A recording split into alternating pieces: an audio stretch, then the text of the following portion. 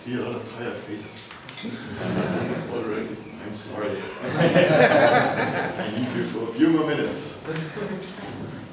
Not an entertaining time, but I tried. Okay. So this is going to be about effective search for control hierarchies within the policy decomposition framework. And this is worked together with Ashwin Kapka. He's a PhD student working with me.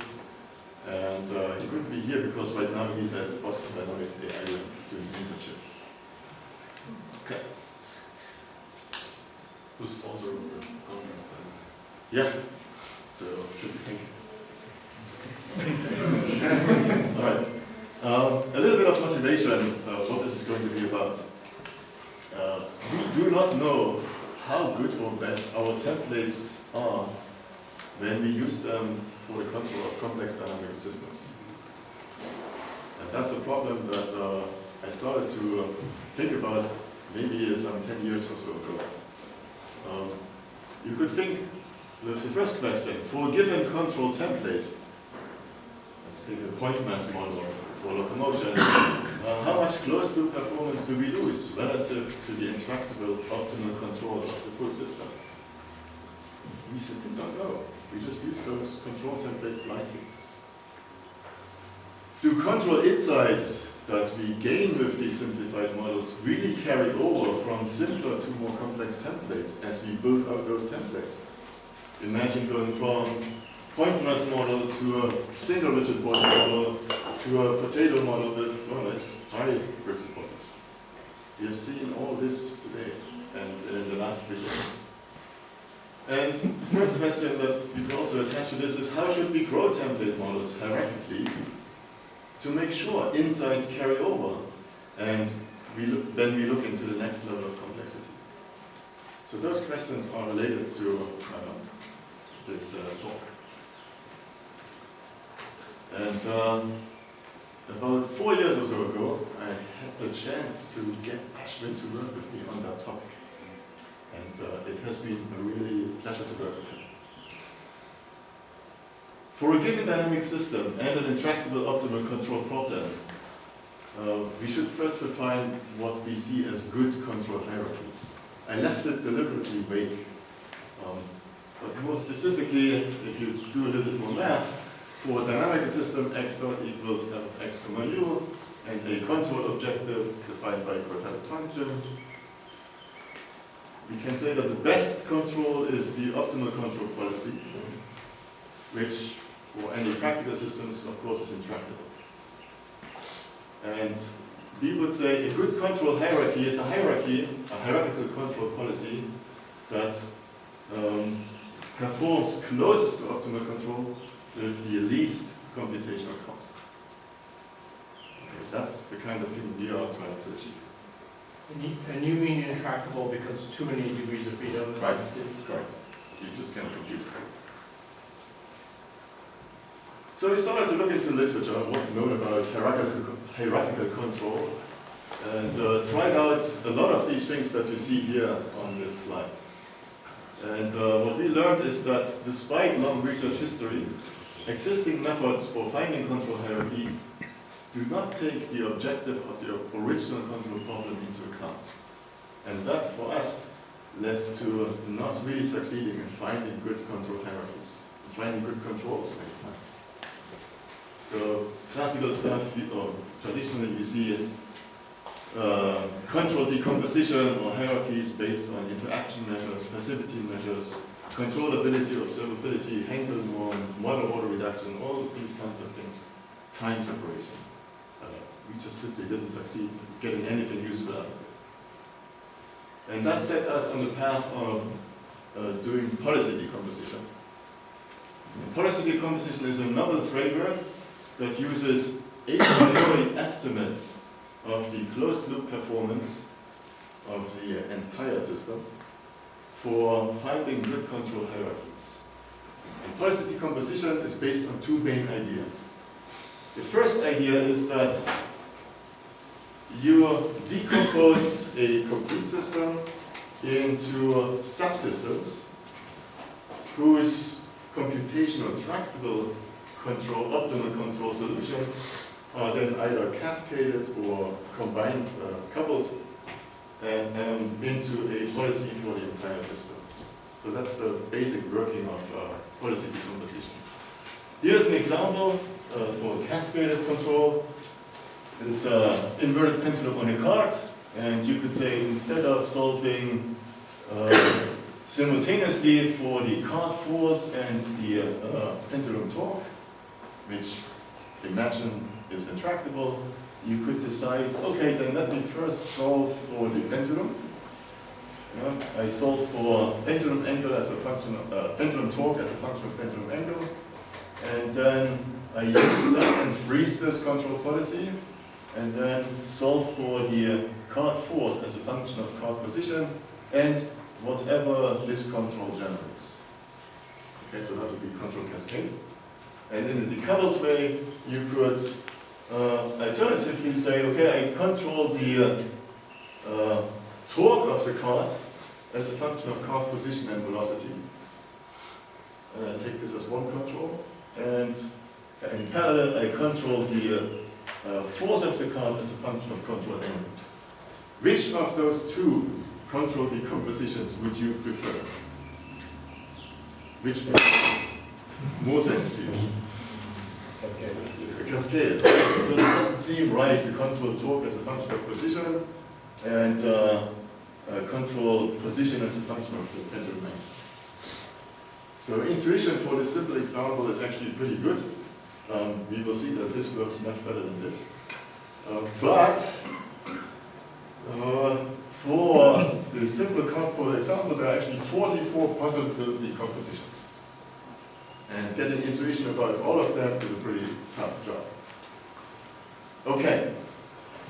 So then we set out to say, let's use a measure of how good a control policy will be. And for that, we introduced the so-called value error.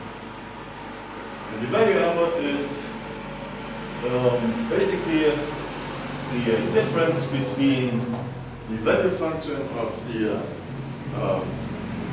control decomposition that I'm looking at right now and the value function of the optimal control. Now you quickly tell me that, well, if you cannot solve this full system, you cannot give me this value function here. And you are absolutely correct. That's why we introduced an a priori estimate of these value functions. And for that we simply looked into LQR approximations of these dynamics, of the system dynamics around our goal state. And then we have LQR problems, and it's nearly trivial and costless to compute these two value functions, and therefore get an estimate of this value. Okay. In the graph on the left, you see the in the black triangles, you see the actual value errors for all 44 policy decompositions. You cannot really decipher which one is which. Sorry. Let me tell you that this best policy decomposition is actually the cascaded one that I showed you. And the your intuition was right. Not so good one is lingering somewhere down here. Yeah? And that would be the actual value error, and you see that one is actually pretty small. What are you colors? Sorry? What are the black, red, and Yeah, the black ones are what I want you to focus on. That's the actual value error, and the red and blue at the moment not yet. But I want to give you a little bit of an animation. Say this is, you are trying this your initial position, you are trying to upright this card, and then this would be the optimal control of the entire system that we pretend we cannot compute. This would be the best control decomposition that is on top there, and you hardly see a difference. This would be an even, it's another one, don't worry about it. And then this would be the one where we said like that shouldn't work, and indeed that's not really good thing. But the nice thing is, the best one here does actually almost practically as good as the optimal control of the full system at a fraction of the computational costs. So that would be how long it takes you to compute the full policy, and you get to about like 10% for this one. So it's actually pretty cool to do these decompositions and to have some estimate of how good they will perform. Okay, whoops, sorry. The second thing that I want to focus on is this error estimate. These red circles are this LQR estimate of these value errors. And what you should take from this graph is that this error estimate is actually pretty good at identifying good control decompositions. It doesn't really 100% line up with the best, second, third, fourth, but it actually catches a good number of them out there. Okay. So we're going to move forward with this estimate. And the blue circles, I will never mention. Okay. But I will mention this. As good as this idea may seem, it comes with trouble. And the trouble is that even for moderately complex systems, computing the value error estimates, even just those value error estimates, for all hierarchies itself becomes an intractable problem. And what you see here in this graph is the number of states that a dynamic system may have. So let's take your pick, let's say 12 states, 6 degrees of freedom. And on the left is the number of decompositions that you could find for the system, policy decompositions, control hierarchies. And if you assume that it takes you about 100 milliseconds to compute one LQR estimate, which is a very conservative estimate, it's much faster, but it doesn't change the story. These dashed lines give you some indication of how long it would take you. And well, 1 minute, 1 day is probably okay. 1 year, 1 lifetime, age of solar system is not so much fun. And age of solar system you hit at 7 degrees of freedom.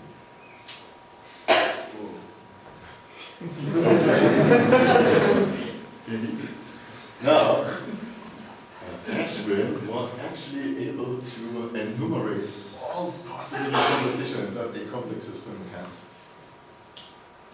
And I don't know these details of this formula. I'm not really good at combinatorics at all, but I was actually very impressed when he solved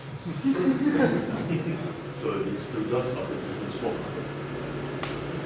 With that enumeration, we got another thing. This enumeration was based on a representation of any possible decomposition. And that representation is a so-called input tree. Alright, so here you see the input tree. And what we could do is to use genetic algorithm optimization with these types of input trees. And we could define mutations that change into viable other decompositions.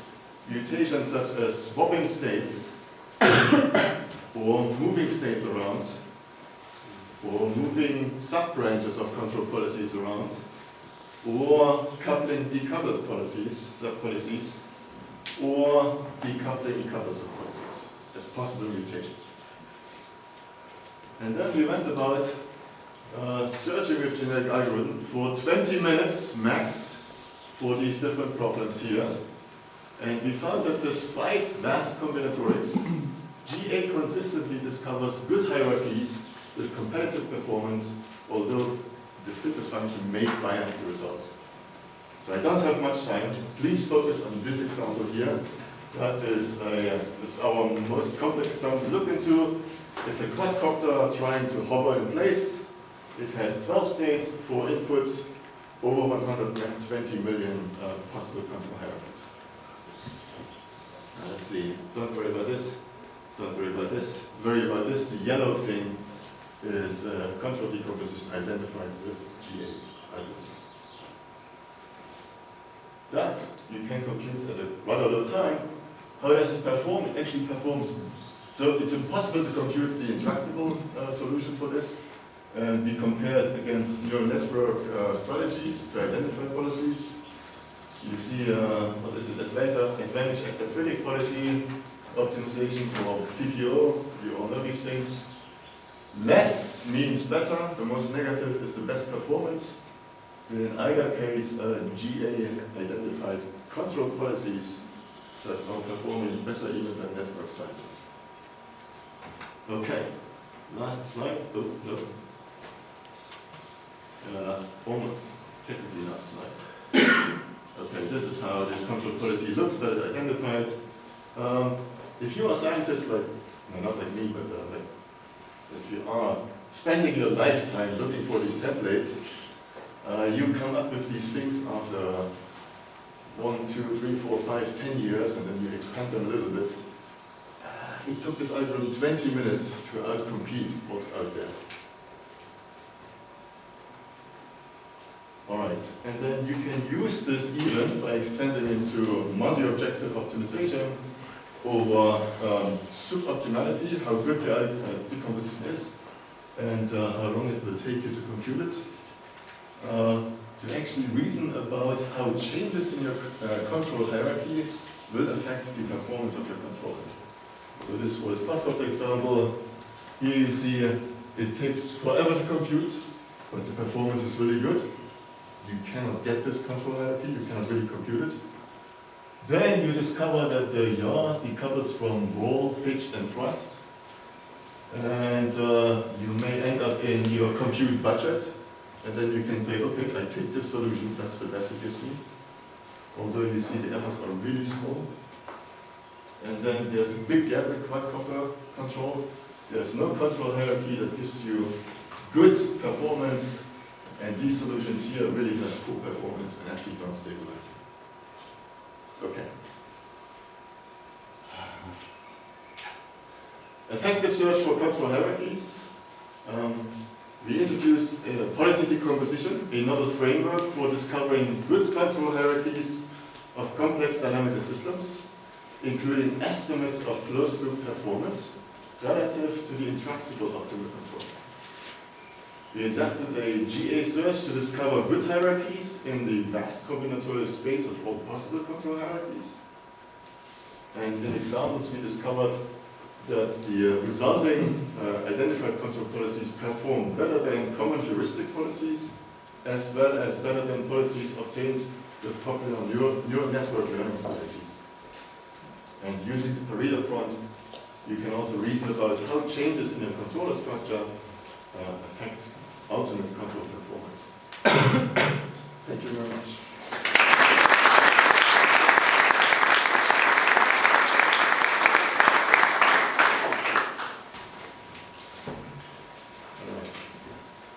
Yes, please. Couple of questions. So you're using the genetic algorithm and you're giving a limit of time. So you use a good, decent guess for the starting of the genetic algorithm, or that's also randomized? That is actually randomized. That was part of the work to actually find a uniform randomization across all possible policy decompositions. Ashwin actually did and spent another long time doing this. And did you try multiple sets of 20 minutes and they were all comparable in terms of any performance? Yeah, so we actually, I asked him, why don't you just run this for a whole day? And the day is not really something we worry about. And he said, well, I just tested it for 20 minutes. So that then it performed reasonably well for us. He did, however, do multiple runs and then did statistics, and GA consistently found similar solutions and always the best performance. And sorry, second question is, you're using the priori estimate, is that always for the error value, or that's only like the first trials and then you get something different? You're using that, sorry? Like the priori estimates, the LQR? Yes. It's only in the beginning, or it's like always? No, this is being used throughout GA optimization for every control policy that it considers. It takes this estimate and says like, how good will this be as computing this function? So GA only reasons about these estimates. It does not ask you to compute the policy. That will still take some time. Yes. So, I mean, you worked for a long time on locomotion, right? I asked myself, if you apply this for locomotion, will you come up to some hierarchies which correspond to some of the templates we used to talk about and know, or That's a very good question.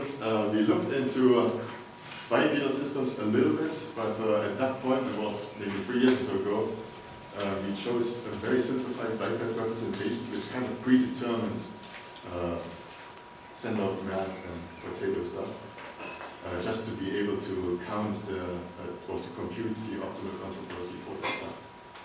We have not really tried to look into full rigid body humanoids. I think at a scale of degrees of freedom, they should end up at 50 states or so.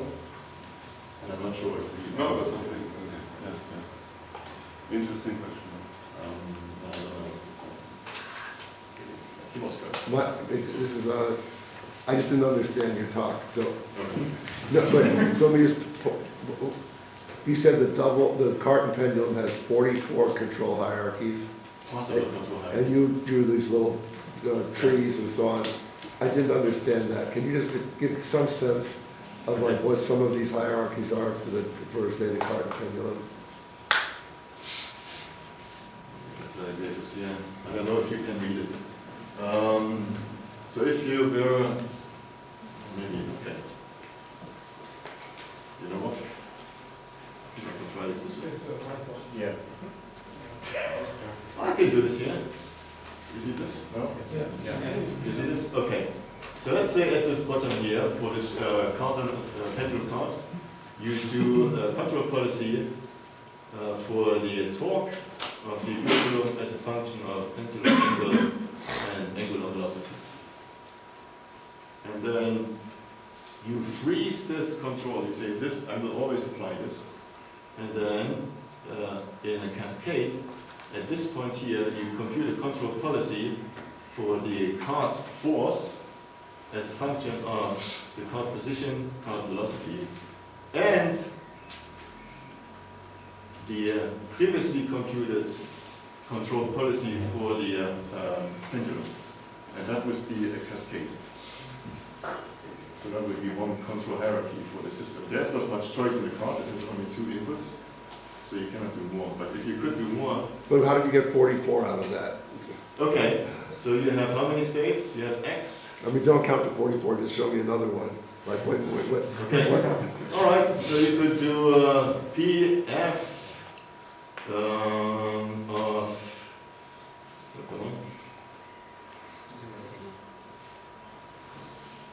Okay. Just erase one of the states that ends in the parentheses and put a big one, or just erase one. Yeah, so I mean, you could just move this theta up here and this X down here. You could choose to not have these cascaded, but compute P tau of theta theta dot on one side and compute Pf of X comma X dot. That's decoupled, and then you just... But there's some counting rule you're using, like the first one, you'd never do a pi tau of theta, would you? Yes, we would. Yeah, no, we would. We allow this. We are not coupling X dot for theta theta dot. You could mix and match however you want.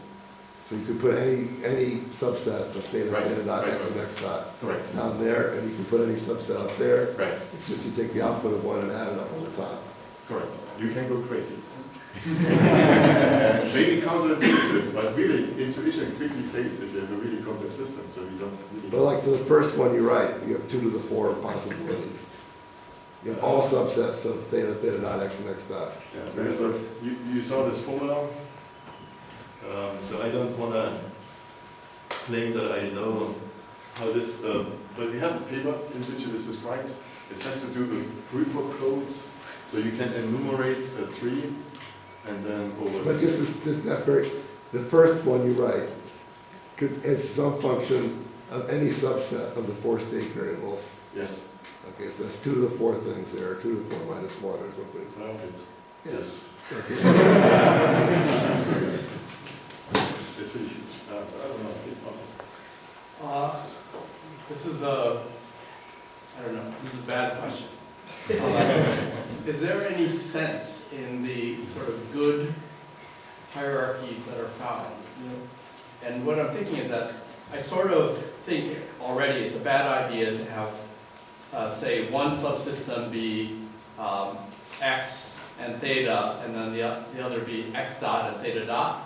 And I don't know why I think that, but it seems like it makes sense that the cart is one thing, the pole is another, and yeah, so I sort of expect there to be intuition, and I guess also like the human central nervous system is a hierarchical, or seems to be a hierarchical control system.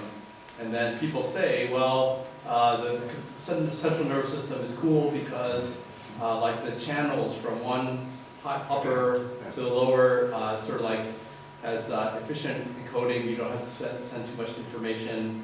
And so I'm just wondering from this, is any of that stuff that I just said reasonable, or is it all nonsense?